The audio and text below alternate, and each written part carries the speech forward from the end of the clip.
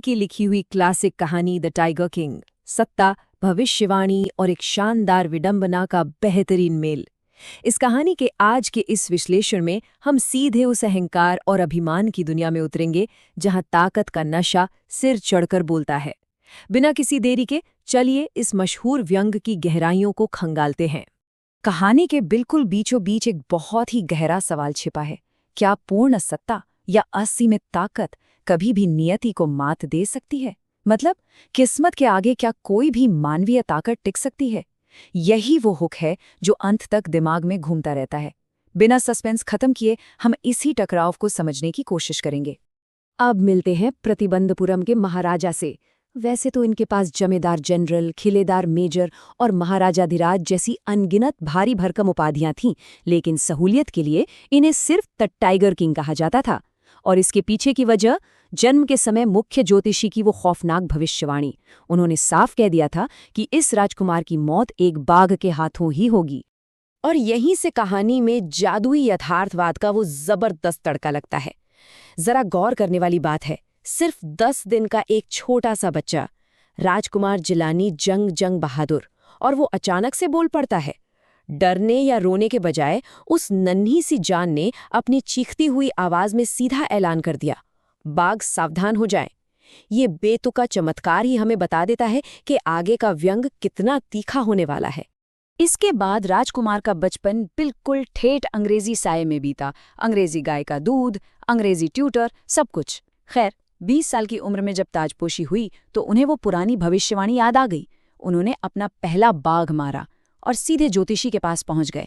ज्योतिषी ने क्या कहा कि आप 99 बाघ तो मार लेंगे, लेकिन 100वें बाघ से बचकर रहना होगा। बस महाराजा ने वहीं एक जुनूनी कसम खा ली कि जब तक 100 बाघों का शिकार नहीं कर लेते, राज्य का कोई भी काम नहीं करेंगे। और देखते ही देखते उन्होंने 70 बाघों को मौत के घाट उतार दिया। लेकिन सत्ता का यह गुरूर अजीबोगरीब कूटनीतिक संकट भी तो पैदा करता है। एक ब्रिटिश अफसर प्रतिबंधपुरम आया, जिसे मरे हुए बाघ के साथ फोटो खिंचवाने का बड़ा शौक था। महाराजा अपनी कसम पर अड़े थे, तो उन्होंने साफ कह दिया, मच्छर मार लो, चूहा मार लो, जंगली सुअर का शिकार कर लो, पर बाघ बिल्कुल नहीं। यहां तक कि उन्होंने उस बड़े अफसर को एक तर को मना करने का सीधा मतलब था कि महाराजा की गद्दी खतरे में थी। इस अहंकार की भारी कीमत चुकानी पड़ी।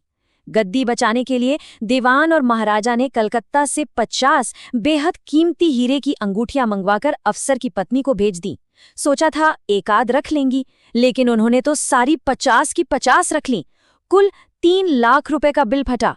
पर महाराजा इस बात से खुश थे कि चलो 3 लाख ही गए, राज्य तो बच गया। अब 70 बाघ मारने के बाद महाराजा के खुद के राज्य में तो बाघ बचे नहीं, तो उन्होंने दीवान को शादी के लिए लड़की खोजने का आदेश दिया। लेकिन शर्तें देखिए, लड़की इंसान होनी चाहिए, शाही परिवार से होनी चाहिए, और सबसे जरूरी, उसके राज्य में बाघों की एक बहुत बड़ी आबादी होनी चाहिए। मतलब प्यार मोहब्बत या राजनीतिक गठबंधन गया भाड़ में। शादी सिर्फ और सिर्फ बाघों के आंकड़ों के लिए हो रही थी। सच में एकदम हास्यास्पद। और इसी तरह अपने ससुर के राज्य में भी बाघों का सफाया करते करते महाराजा उस खतरनाक आंकड़े तक पहुंच ही गए, 99। अब वो 100 का लक्ष्य बस एक कदम दूर था। लेकिन वो आखिरी बाघ जैसे गायब ही हो गया। हालत ये हो गई थी कि जीवित बाघ ढूंढने से ज्यादा आसान बाघ का दूध ढूंढना लग रहा था। इस एक आखिरी शिकार की बेताबी ने महाराजा को अंदर तक झकझोर कर रख दिया था। ये बेचैनी जल्द ही एक अंधे गुस्से में बदल गई, जिसका खामियाजा बेचारी जनता को भुगतना पड़ा। एक बार तो गांव में बाघ होने की झूठी खबर पर महाराजा ने 3 साल का टैक्स माफ कर दिया। लेकिन जब बाघ नहीं मिला तो उनका गुस्सा 7वें आसमान पर पहुंच गया। कई अफसरों की नौकरियां तो गई ही, ऊपर से गुस्से में आकर महाराजा ने आदेश दे डाला कि उसी गांव का टैक्स तुरंत दोगुना कर दिया जाए। जिद्दी सत्ता अक्सर इसी तरह बेगुनाहों को कुचलती है। अब यहां से शुरू होता है 100वें बाघ का असली ड्रामा, जो पूरी तरह से एक मजाक बन जाता है। दीवान को जब अपनी नौकरी जाती दिखी तो वो मद्रास के एक पार्क से एक बूढ़ा सा बाघ ले आया और उसे जंगल में छोड़ दिया। अगले दिन वो बाघ महाराजा के सामने आकर खड़ा हो गया। महाराजा ने गोली चलाई, बाघ गिर गया और महाराजा खुशी खुशी वहां से चले गए। पर असलियत में गोली तो लगी ही नहीं थी। वो बूढ़ा बाघ सिर्फ गोली की आवाज के सदमे से बेहोश हो गया था। बाद में शिकारियों ने देखा तो महाराजा के डर से उन्होंने खुद ही बाघ को मार डाला ताकि उनकी नौकरी बची रहे। कितनी बड़ी विडंबना है। खैर, महाराजा तो बेफिक्र थे कि उन्होंने भविष्यवाणी को गलत साबित कर दिया है। 100 बाघ पूरे। इसी खुशी में उन्होंने अपने बेटे के तीसरे जन्मदिन के लिए बाजार से एक लकड़ी का बाग खरीदा। ये खिलौना बहुत ही घटिया बना हुआ था। असली कीमत महज 2.25 आना थी, लेकिन डरे हुए दुकानदार ने सजा से बचने के लिए इसे 300 रुपए का बताकर बेच दिया। और यही हमें पता चलता है कि किस्मत अपना रास्ता कैसे निकालती है। जब महाराजा उस सस्ते से लकड़ी के खिलौने के साथ खेल रहे थे तो उसकी एक खुरदुरी फांस उनके सीधे हाथ में चुभ गई। उन्होंने लापरवाही से उससे निकाल फेंका और खेलते रहे, लेकिन अगले ही दिन उस छोटी सी फांस की वजह से उनके पूरे हाथ में एक भयंकर और जानलेवा इन्फेक्शन फैल गया। बात इतनी बिगड़ गई कि मद्रास से 3 बड़े सर्जनों को बुलाना पड़ा। उन्होंने ऑपरेशन किया और थिएटर से बाहर आकर जो कहा वो इस पूरी कहानी का सबसे तीखा व्यंग्य है। उन्होंने कहा, ऑपरेशन सफल रहा, महाराजा की मृत्यु हो गई। एक बार फिर से इस पर गौर किया जाए।